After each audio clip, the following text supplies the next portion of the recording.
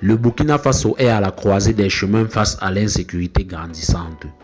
Un homme a décidé de dire non à la fatalité. Le capitaine Ibrahim Traoré a pris une décision historique. Remettre le pays sur pied, restaurer l'autorité de l'État et libérer chaque village tombé entre les mains des groupes armés terroristes. Si vous croyez à la souveraineté de nos peuples, si vous soutenez les efforts des forces de défense et de sécurité, alors abonnez-vous dès maintenant à la chaîne et activez la cloche pour ne rien manquer des grandes victoires du Sahel. Parce que ce combat, c'est aussi le vôtre. Dès son arrivée au pouvoir en septembre 2022, Ibrahim Traoré annonce la couleur. La priorité absolue est la sécurité nationale. Le discours change. Il ne s'agit plus de négocier avec les terroristes, mais de les neutraliser.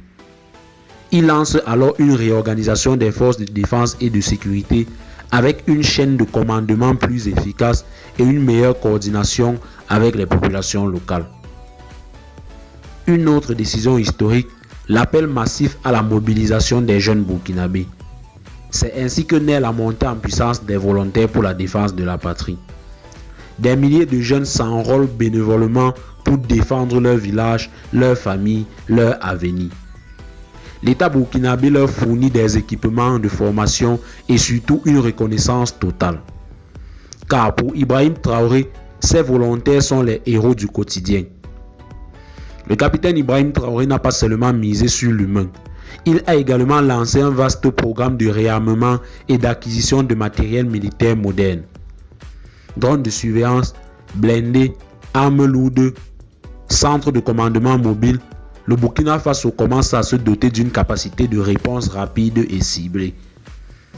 Les forces spéciales mieux entraînées mènent des opérations coordonnées avec les volontaires pour la défense de la patrie, reprenant village après village.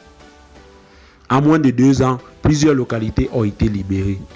Le moral des populations remonte. Les groupes terroristes sont de plus en plus isolés, traqués jusque dans leurs derniers repères. Les marchés réouvrent, les écoles reprennent vie. Et surtout, le peuple burkinabé retrouve espoir. Car pour la première fois depuis longtemps, il sent que ses dirigeants se battent réellement pour lui. Le combat n'est pas encore terminé, mais une chose est claire, le Burkina Faso ne reculera plus. Le capitaine Ibrahim Traoré a lancé une dynamique irréversible, celle de la dignité, de la résistance et de la souveraineté. Si vous soutenez cet élan patriotique, likez la vidéo, abonnez-vous à Tempête de l'info et partagez ce message d'unité et de courage. Ensemble, faisons entendre la voix de l'Afrique qui se relève.